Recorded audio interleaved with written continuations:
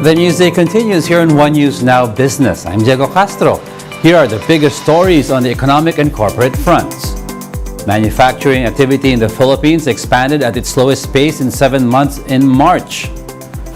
The S&P Global Philippines Manufacturing Purchasing Managers Index reading slipped to 52.5 in March. That's lower than the 52.7 PMI reading in February and the lowest since August of last year. S&P Global said the slower expansion in March was partly due to the weaker rise in production and purchasing. It noted, however, that the figure still showed, quote, historically strong improvement in operating conditions. It marks the 14th straight month that the PMI reading was above the 50 mark, which indicates an improvement. The national government's budget deficit slightly widened in February. According to data from the Treasury Bureau, the country's budget gap reached 106.4 billion pesos in February. That's 0.5% higher than the 105.8 billion pesos posted in the same month in 2022. The government's fiscal balance also swung back to a deficit month-on-month from the 45.75 billion surplus in January. The Treasury Bureau attributed the deficit to lower state revenue collections and flat expenditure. The Asian Development Bank expects the domestic economy to grow moderately in 2023 from last year's better-than-expected numbers. But the ADB says the country's GDP will remain on a, quote, healthy expansion mode despite inflationary pressures. In the latest edition of its Asian Development Outlook, the Manila-based lender forecasts the Philippine economy to grow by 6% this year, climbing further by 6.3% in 2024. The ADB says rising domestic demand, sustained expansion in the manufacturing sector, and recovery in services such as tourism and retail trade will support growth. The ADB also says that the country is on track toward its goal to become an upper-middle income country. However, the lender warns that risks coming from geopolitical tensions, slowdown in major advanced economies, and persisting inflation could dampen growth.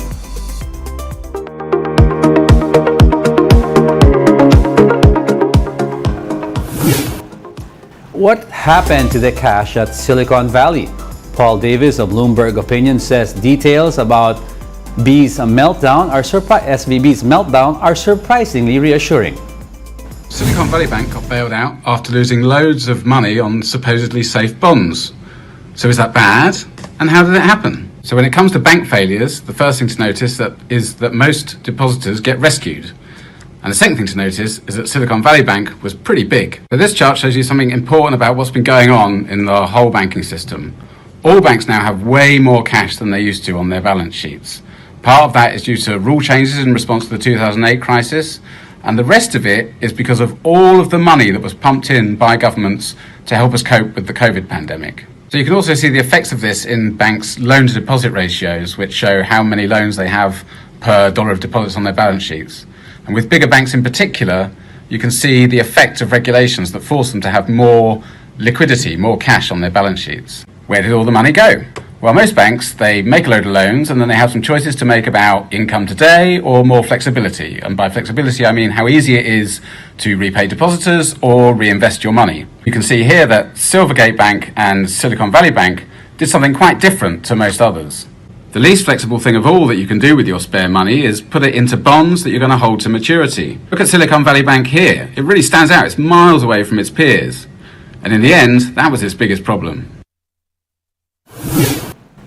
We'll be back with more stories after the break. Keep it here on One News.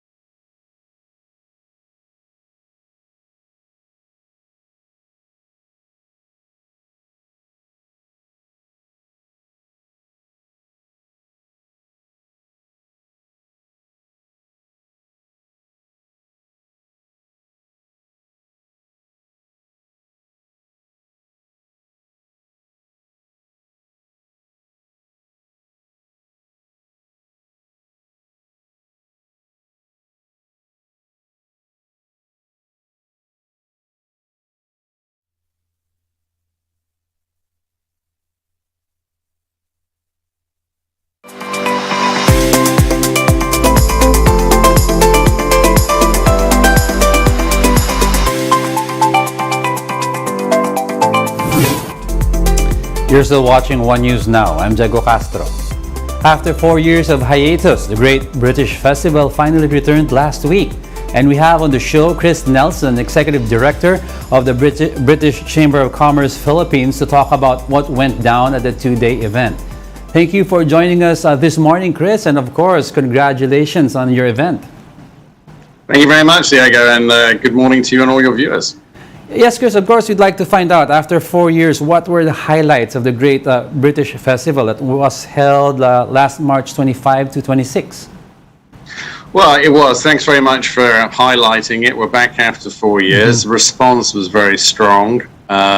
We had 38 companies and organizations demonstrating a clear presence in the Philippines. We had, of course, our ambassador, Law Bofis, and myself. We cut the opening ribbon.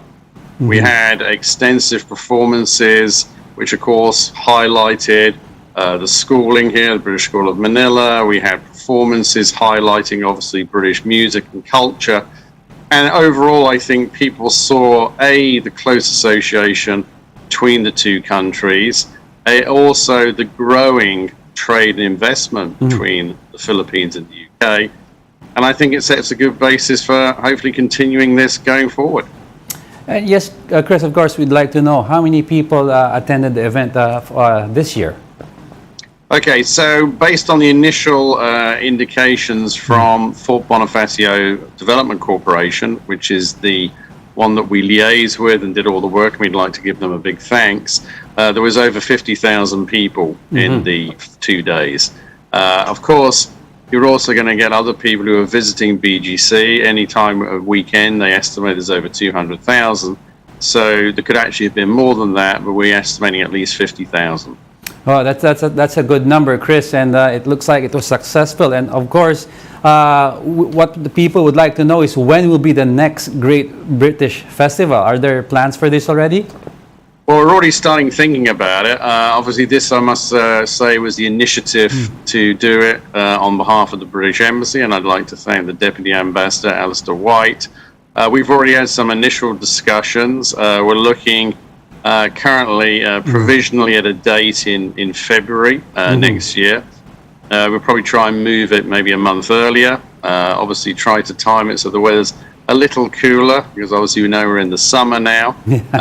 But yes, it is hot. But we're also going to look and also take ideas on board. We'd like to see it expanded. We'd like to see more interaction. But yes, we're already starting thinking about next year, because this kind of follows on also, Diego, how we see the continuing growth, obviously, of British companies here, and we'd like to expand upon the trade and investment, which continues to grow. And are you looking to make the event bigger, or what do you plan to add? More dates, hopefully? And the event, of course, was in partnership with the British Embassy, as you mentioned. Are you looking to co-organize the event with other institutions? Well, let me also add that the third party, which played a very important role, was the British Council. They were the ones who managed the entertainment and the culture program, so a lot of thanks to them as well. So yes, it'll be all three organizations. I think that we'll sit and discuss how we can further expand it, how we can make it even more engaging. I think that, first of all, the games or the interactive element obviously works very well. We'd like to expand the food and beverage section. And I think in terms of making it bigger, I think maybe more in terms of presence, we'll give ourselves more time. We actually did this in a relatively short period of time. I think the overall time was 4 months. Obviously, we can now set ourselves almost a year now. But look, we look to expand and reinforce it. And highlight again some of the big qualities. As you probably see behind me here, we've got quality pork from Britain. That was highlighted by One World Butchers in our event, and that's a growing demand. And I think some of the major companies will be there, and we hope to see even more. We had obviously Shell, PruLife.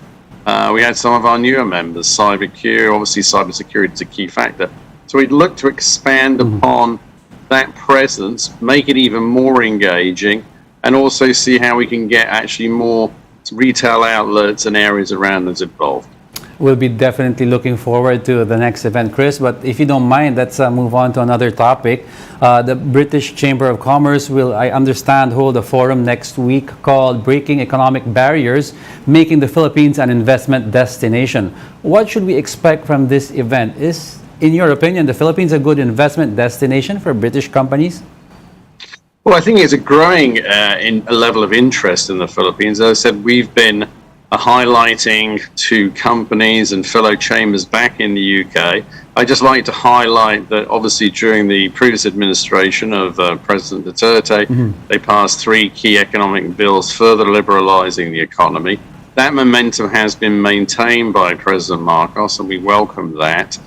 And we'd like to see further liberalisation. We'd like to highlight the recent signing of RCEP.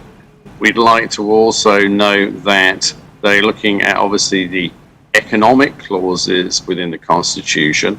And finally, I'd just like to highlight the UK has now joined CPTPP. That's the acronym of the Trans-Pacific Partnership. And I know now that the Philippines is also considering whether it wishes to look at that as a possibility. And we welcome that. I think that what you'll see here is that with these speakers, that the Philippines is further opening up, and those liberalizations are highly welcome. And as we've emphasized before, we think the Philippines is a very important market in its own right, but also if we get those laws and further liberalization and opening up the economy, it will further bring companies in and gives them a gateway to Southeast Asia. And you mentioned about the Philippines opening up for other countries to come in and invest. How many companies do you expect British companies do you expect to invest in the Philippines this year, and how about next year? And what industries are we looking at, Chris? So look, in terms of our side, we've always focused very heavily in terms of food and beverage sector on the SME side. We're always seeing people looking to do partnerships. I think on a more wider scale, and again, I compliment the embassy. We work closely with their Department of Business, which is led here by Lindsay Gilbert Crouch, and they're looking probably at infrastructure. I think there was an announcement recently. There was a minister visited last week. They were looking at partnerships with particular focus on the green energy sector. So I think there's a lot of opportunities there. But again, we continue to urge, keep liberalizing that economy, because obviously we live in a very competitive environment. And we need to make sure that we keep promoting the Philippines, which we do on a continuous basis to our companies back in the UK. And the country recently ratified the RCEP. What does the Philippines stand to gain from this deal? Well, the RCEP is the largest trading bloc in the world. I think that gives great access to the Philippines overall. And I think it adds a very important dimension. I mean, I think the Philippines will benefit from that access. And then linking it to, as I said before, that we want companies to come to the Philippines. We want them then to be able to access the larger market. RCEP further supports that. It was a priority of Secretary Pascual for the Department of Trade and Investment, and we're very pleased to see, and congratulations to the Senate and the people behind that for moving and getting it ratified recently.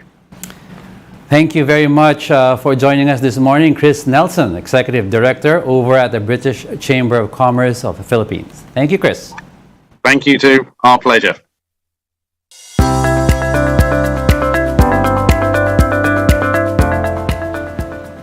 Local airlines are now preparing for the influx of passengers during the Holy Week. Philippine Airlines, for one, expects the number of passengers to increase by around 15%. The flag carrier said it may even exceed pre-pandemic levels due to a surge in revenge travelers.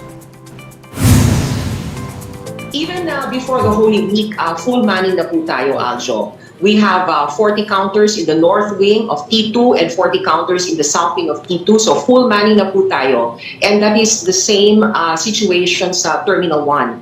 So ngayon po na peak season, handang-handa na po ang ating airport team to meet passenger demand. Patuloy po ang pakikipag-ugnayan ng Philippine Airlines sa ating mga stakeholders in the industry. Meanwhile, Cebu Pacific reminded passengers that snub-nosed dogs are not allowed in flights. These are breeds with shortened muzzles and noses, which make them prone to respiratory issues.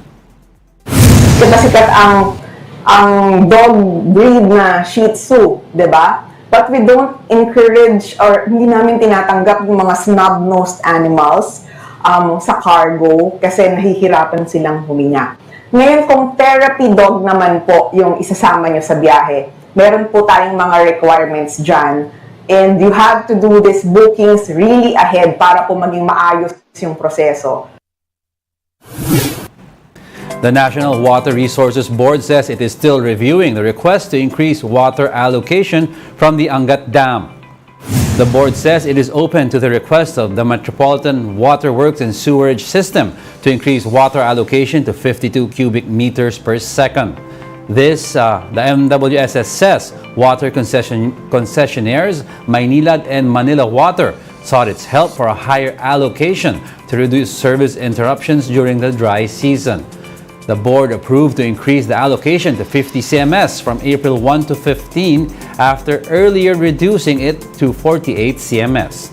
The NWRB says it must consider the situation of the Angat Dam, the impact of higher allocation, and the upcoming El Nino. The board, however, assures that the Angat Dam's water reserves are still normal. This is around 10 meters below the normal high water level, but still, no, we consider this level as within the normal operating of the dam. However, considering that Pag-asa already advised, no, there is an advisory that there might be the possibility of an El Nino, then we might have to consider this sort of projections by Pag-asa and try to manage the supply, so that by the second half of this year, we still have sufficient supply for Metro Manila as well as for irrigation. And those are the top business stories of the hour. I'm Diego Castro. Join us again at 2 p.m. We are One News. All sides, all the time.